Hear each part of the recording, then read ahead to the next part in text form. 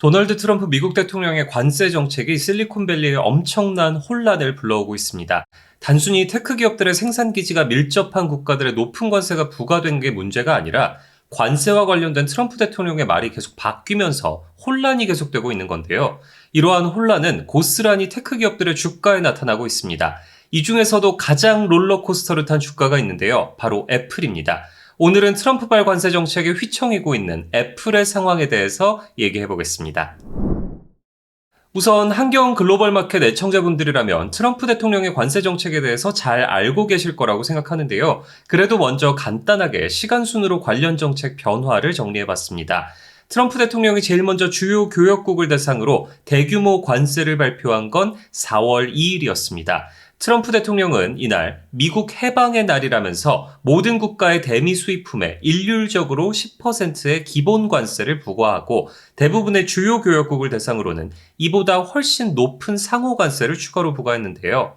이에 따라서 한국엔 25%, 대만 32%, 일본 24%, EU 20% 등의 관세가 부과됐습니다. 당초 중국에 부과된 관세는 34%였는데요. 그리고 바로 4월 5일부터 이 상호 관세가 부과되기 시작했습니다. 그런데 관세 유예나 면제는 없을 거라고 못 박았던 트럼프 대통령은 지난 9일 돌연 대부분의 국가들에 대한 상호 관세를 90일간 유예하고 기본 관세율 10%로 유지하겠다고 발표했습니다. 그런데 중국에 대해서는 예외를 뒀는데요. 오히려 대중국 관세율을 125%로 인상한 겁니다. 여기에 3월 초 중국이 미국 내 펜타닐 확산을 방조하고 있다면서 예고한 20%의 보복 관세에 더해 총 합계 관세율을 145%까지 맞춘다고 발표했습니다. 중국은 11일에 바로 미국산 제품에 대한 관세를 25%에서 125%까지 끌어올리면서 맞붙었습니다. 그런데 주말 새 또 돌발 변수가 생겼습니다. 11일 미국 관세국경 보호청은 스마트폰, 노트북, 하드디스크 드라이브, 반도체 장비 등을 상호관세 면제 대상으로 공지했습니다.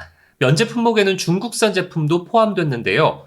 그런데 현지 시간 13일 또 다른 변수가 나왔습니다. 트럼프 대통령은 자신의 트루스 소셜 계정에 관세 예외가 아니라면서 이들 제품은 기존의 20% 펜타닐 관세를 적용받고 있고 단지 다른 관세 범주로 옮기는 것이라고 밝혔습니다. 관세 정책에서 후퇴했다는 논란이 일자 즉각 해명에 나선 건데요. 그러면서 또 가짜 뉴스도 이거를 알고 있지만 보도하지 않는다면서 우리는 다가오는 국가안보 관세 조사에서 반도체와 전자제품 공급망 전체를 들여다볼 것이라고 강조했습니다. 특히 중국에 대해서는 우리를 이용하는 비금전적 관세 장벽 및 불공정한 무역 수지와 관련해서 누구도 봐주지 않겠다면서 특히 우리를 최악으로 대우하는 중국은 봐주지 않겠다고 단언했습니다. 이러한 계속 말 바꾸기에 주가가 가장 요동친 기업이 있죠. 바로 애플입니다. 애플 주가는 미국의 상호관세부가 발표 다음 날인 3일 9.25% 폭락한 192.47달러의 거래를 마치면서 10개월 만에 최저가를 기록했습니다. 특히 이날 낙폭은 코로나19 팬데믹 당시였던 2020년 5월 이후 5년 만에 최대 낙폭입니다. 뒤이어서 4일 7.29%, 7일 3.67%, 8일 4.98% 등 애플 주가는 4거래일 연속 23% 폭락했습니다. 이 기간 동안의 애플의 시가총액은 7,700억 달러, 한화로 무려 1,100조 원에 달하는 금액이 증발하면서 시총 1위 자리를 마이크로소프트에 빼앗겼습니다. 그런데 트럼프 대통령이 9일 중국을 제외한 주요 교역국에 90일간 상호관세 부과 유예를 발표하면서 대형 기술주가 일제히 폭등했는데요.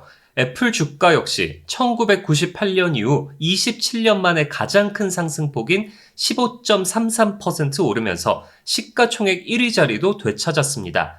10일 다시 소폭 하락했다가 11일 주가가 다시 반등하는 등 불확실성은 그 뒤에 계속 이어졌습니다. 문제는 트럼프 리스크가 애플에 너무 아프게 작용하고 있다는 점입니다. 애플은 현재 전체 아이폰의 약 75% 안팎을 중국에서 생산하고 있는 걸로 알려졌습니다. 당초 중국 내 생산량은 90%에 육박하는 걸로 알려졌지만 12일 블룸버그 통신은 애플이 작년 4월부터 지난달까지 총 1년간 인도에서 220억 달러 상당의 아이폰을 생산하면서 인도 내 생산량을 전체 생산의 20%까지 끌어올렸다고 보도했는데요. 코로나19 이후 중국에 대한 과도한 의존도를 낮추기 위해서 중국을 대체할 생산기지로 인도를 낙점했고, 인도 내 생산 비율을 2027년까지 25%까지 끌어올린다는 게 애플의 계획입니다. 그런데 애플은 관세 폭탄에 대비해서 중국에서 이미 생산한 제품 출하를 서두르고 있는 모습이 감지됐는데요. 시장조사 업체 카날리스에 따르면 지난 1에서 3월 데스크톱과 노트북 등 전 세계 PC 출하량은 전년 동기 대비 9.4% 급증한 6,270만 대를 기록했습니다. 코로나19 팬데믹의 재택근무가 늘면서 전자제품 수요가 크게 늘었던 2021년 1분기 이후 가장 큰 증가폭인데요. 기업별로는 중국에서 제품 상당수를 생산하는 기업들의 출하량이 압도적으로 더 크게 늘었습니다. 특히 전체 맥북의 60% 이상을 중국에서 생산하는 걸로 알려진 애플의 1분기 PC 출하량은 전년 동기 대비 무려 22.1% 늘어나면서 주요 제조사 중 가장 크게 늘었는데요. 이 밖에도 중국 기업인 레노버의 출하량이 10.7%, 대만 기업이지만 중국에 가장 큰 생산 기지를 두고 있는 에이수스의 출하량은 8.8% 늘었습니다. 반면 HP와 델의 전체 출하량은 6.1%, 3.0% 늘어난 데 그쳤죠. 이건 중국에서 제품 대다수를 생산하는 것에 대한 치명적인 리스크를 보여주는 대표적인 사례인데요. 관세 유예 품목에 대해서 트럼프 대통령의 말이 계속해서 엇갈리고 있는 상황에서 애플이 사실상 인질로 잡힌 모양새이기 때문입니다. 아이폰에 최종적으로 붙는 관세에 따라서 대대적인 가격 인상도 불가피할 전망입니다. 미국 IT 전문 매체 CNET에 따르면 현재 미국에서 1,199달러에 판매되고 있는 아이폰 16 프로맥스 가격은 대중국 관세가 만약 125% 인상될 경우에는 2,698달러까지 뛸 전망입니다. 125%까지는 아니더라도 펜타닐 관세 20% 혹은 일괄 관세 10%만 부과되더라도 전반적인 소비자 가격 인상은 불가피합니다. 애플은 그동안 중국에 엄청난 공을 들여왔습니다. 팀 쿡 CEO는 2024년 3월 중국을 방문해서 나는 중국을 사랑한다면서 중국에 올 때마다 이곳에선 무엇이든 가능하다는 걸 알게 된다고 말했습니다. 굉장히 중국에 대해서 적극적으로 구애한 건데요.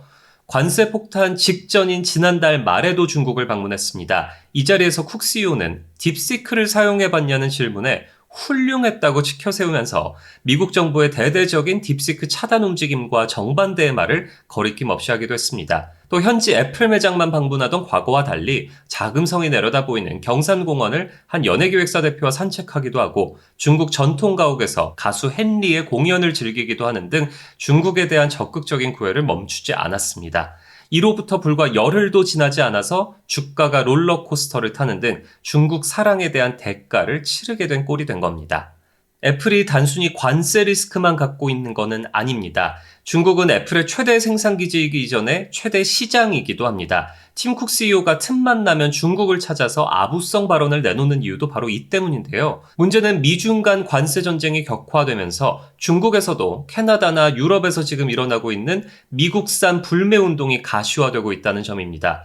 이미 중국 인플루언서들을 중심으로 SNS상에서 아이폰을 화웨이로 바꾸겠다는 움직임이 거세지고 있고 중국 정부가 내수 진작을 위해서 미국산 제품 불매 운동을 뒤에서 독려할 것이라는 움직임도 감지되고 있습니다. 관세 전쟁이 본격화되기 이전에도 애플 주가가 중국 내 판매량 증감에 따라서 움직였다는 점을 고려하면 이거는 결코 좋은 신호는 아니겠죠. 월가에서도 관세 유예 발표 이후에 우려의 목소리는 끊이지 않고 있습니다. 골드만삭스 출신의 CNBC 방송 진행자 짐 크레이머는 애플이 인도로 아이폰 일부 생산을 옮기는 건 대통령이 원하는 바는 아닐 것이라면서 트럼프 행정부 내에는 예외를 인정하지 않으려는 강경파가 있기 때문에 애플은 제품을 만들기 위해 결국엔 미국에서 새로운 사업을 시작해야 되는데 이거는 사실상 불가능한 미션이라고 지적했습니다. 이어 관세 유예는 새로운 현상 유지가 될 것이고 투자에 있어서 현상 유지는 보유 비중을 지킬 수 없다는 뜻이라면서 애플 주식을 매도할 때가 됐다고 제안했습니다.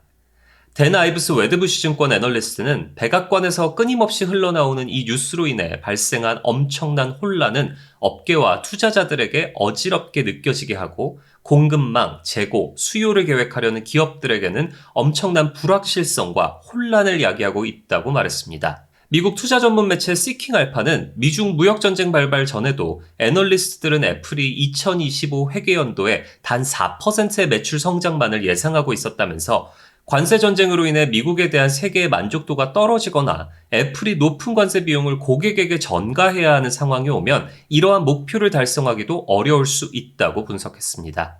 미국 내 시가총액 1위 기업이자 미국 내 스마트폰 시장 점유율 65%를 차지하는 애플의 주가 향방은 단순히 애플 주가에만 그치는 게 아니라 미국 테크주 전반에 큰 영향을 미칠 전망입니다.